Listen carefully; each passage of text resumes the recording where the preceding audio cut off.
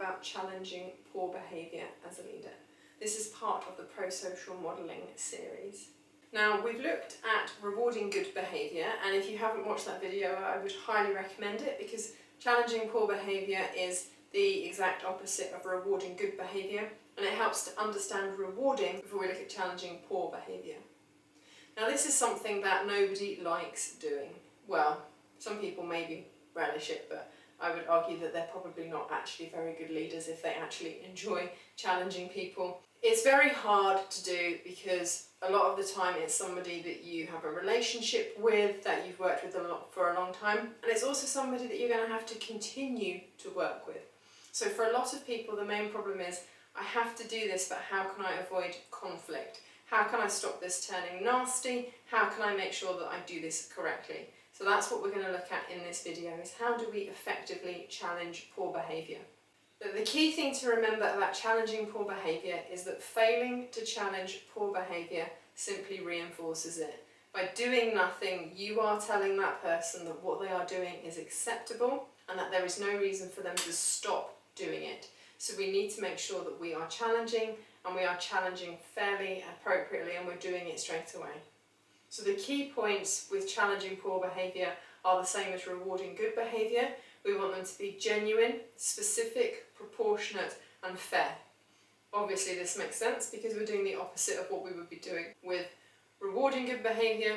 We are targeting that specific behaviour, and rather than rewarding it to encourage it to continue, we're challenging it to encourage it to stop. So first of all, we need to think about proportionate. We're not going to fire somebody because they've made a couple of typos or grammatical errors in an email that they've sent you. We're also not just going to give somebody a slap on the wrist if they steal millions of pounds from the organisation. We need to look at exactly what it is we're challenging and think of a proportionate response to that behaviour. We're giving it credibility by challenging it proportionately. We need to be specific about the behaviour that we are challenging, otherwise people won't understand what is being challenged and they won't understand the behaviour that needs to stop or change. So when we challenge somebody, we need to be really specific about what it is that we are challenging. I'm really sorry that I need to speak to you, but the way in which I saw you acting towards person X was not acceptable. You've specifically told them A, it wasn't acceptable, and B, that it was when they were talking to person X that what they were saying wasn't acceptable. They should now be really clear that that behaviour is what you are challenging. It needs to be genuine.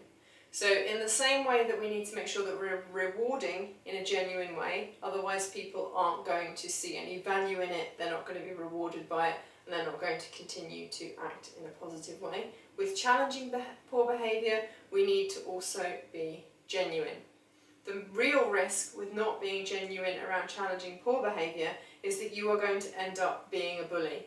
You're going to be nitpicking with somebody, you're not being specific about what they did wrong, you're just generally giving them a feeling that actually you don't like what they do or how they're doing it, but they don't understand why or what it is that you've taken exception to, and that is going to make the situation even worse. It's going to damage the relationship between you and them, and it's potentially going to get you into trouble because you're going to be accused of bullying if you're not doing it genuinely. And obviously we need to be fair. We can't give somebody a reprimand for something and then if someone else does the same thing the following day, not give them the same reprimand. That isn't fair, and it's going to cause a conflict between you and the first person, you and the second person, between the first and the second person. So it's really important that we need to make sure that we are also being fair. The reason that it's really important that we make sure that we embody these 4 things is that the knock-on effect is that essentially, apart from the feelings of being picked on, being bullied, being attacked, being victimised, all of those things, is that we want the behaviour that is happening to stop. So in order to make it stop, we need to ensure that we use those 4 tools to make sure that we are specifically targeting the behaviour, and we also need to make sure that we are targeting the behaviour and not the person. That's why specific is really important. That incident that you were involved in, that time you did this, that thing that you said, that thing that you did. You can't just say, you're naughty, you're bad, you're wrong. You need to actually say, on that occasion, what you did was not acceptable. Because you need to challenge the behaviour, not the person. Another really, really important thing, once we've mastered being proportionate, genuine, specific and fair, is we really should be asking why. What is the root cause of this behaviour? Most people don't start out to be bad. They don't start out to act in a negative way. So quite often there are extenuating circumstances which are driving their behaviour. So as a line manager or as a friend, it's important to understand why that behaviour is happening. If we look at an example for this, think about a team member who has been a productive team member. They maybe are fairly average, they've never flagged up on your radar as exceptional, but they've also never flagged for being particularly poor. Suddenly, over the course of a couple of weeks, you realise that that person has been late almost every day into work. Now, the first thing that you could do when they walk in is you could shout at them across the office and give them a telling off for being late. Now, that's not constructive because it makes them feel bad. It humiliates them in front of their colleagues. It's not being fair. You're also probably not really being specific either. So what we want to do is we want to take that person aside and we want to speak to them in an appropriate location, preferably not in front of the entire office. We want to take them maybe into a side room and address the behaviour. And this applies in any instance. Just say, sorry, I need to speak to you about something, can we go and talk somewhere else? And take them away from the situation, take them away from other people.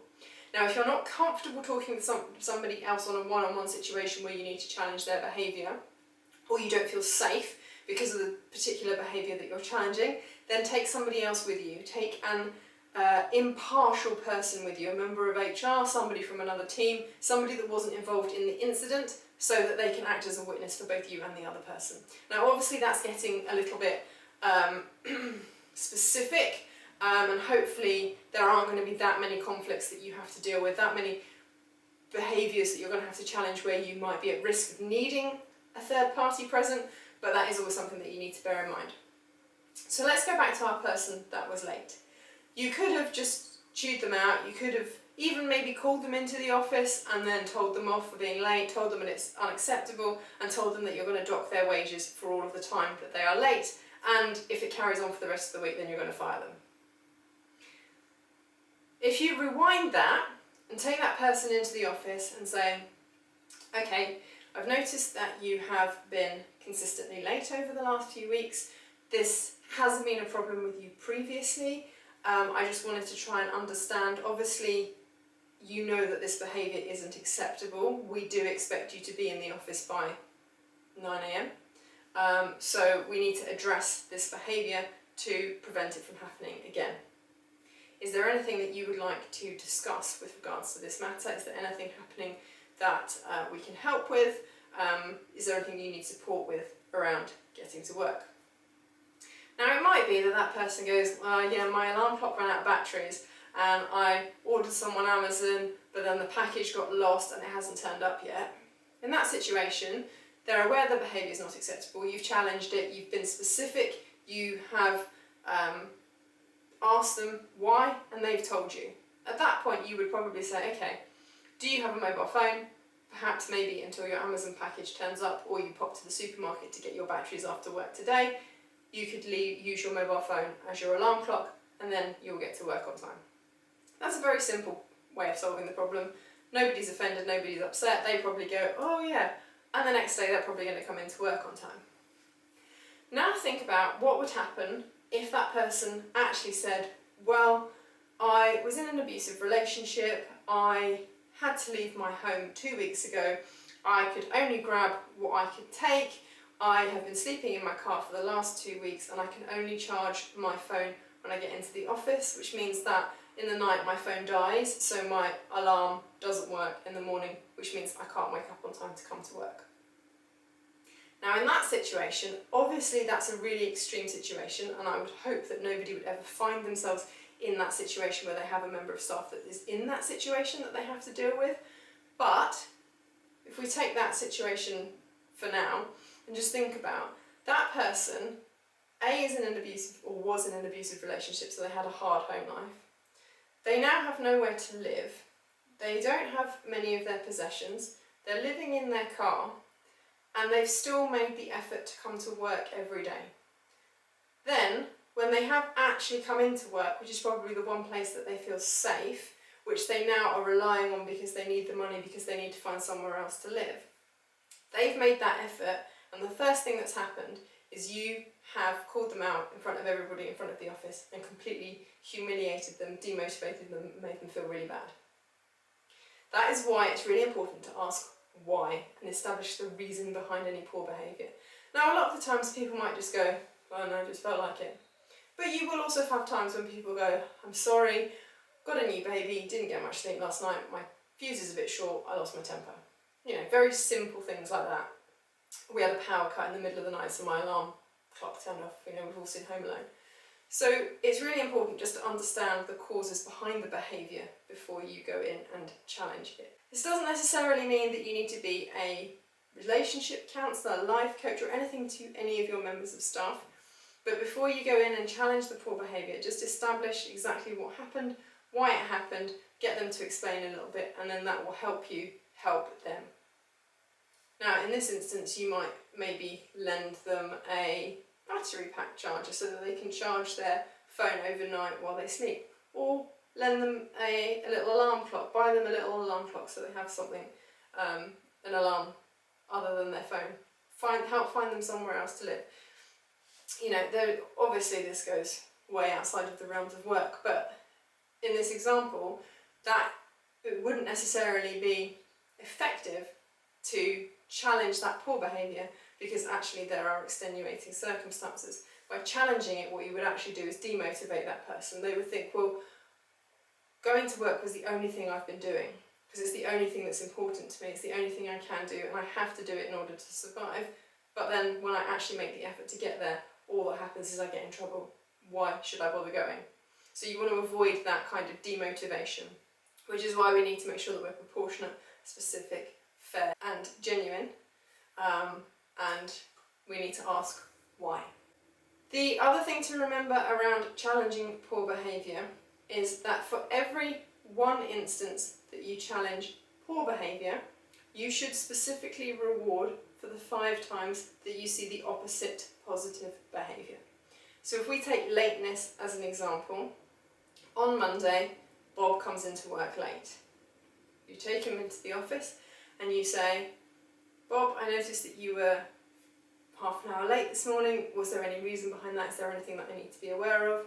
Bob says, well, I overslept, or I was playing my Xbox until 3 o'clock last night, so I lost track of time, didn't sleep properly. Bob, that behaviour is not acceptable. We need to ensure that you are at work on time. Please ensure that following on from today's conversation, you are now coming to work on time, setting an extra alarm if you need to, going to bed earlier, but we do expect you to come into work at 9 o'clock. And if you don't start doing this, then perhaps we're going to need to look at some kind of reprimand for this behaviour.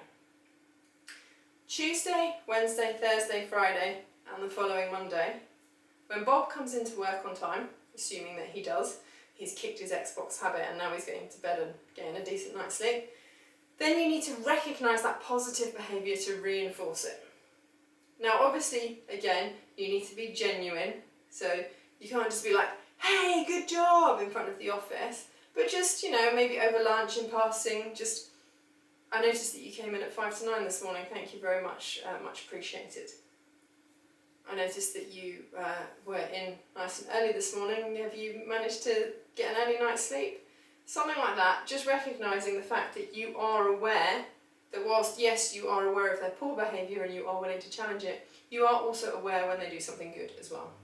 And that just helps you reinforce that positive behaviour whilst challenging that poor behaviour. So I know that's a bit of a rambly one. It is something that people do find difficult and people are uncomfortable with. I will do a separate section on conflict at some point. Conflict is something that I know is one of my weaknesses. I do not like conflict at all. So challenging poor behaviour is something that is very difficult if you are the type of person that does not like dealing with conflict, because it does have the potential to create conflict. But I think if you are consistent in the way that you challenge behaviour, proportionate, genuine, specific and fair, people will understand what you are doing, why you are doing it, and they will respect you for doing it, rather than if you just let everybody run amok, or on the other side are overly strict and challenging people for behaviour that isn't necessarily poor.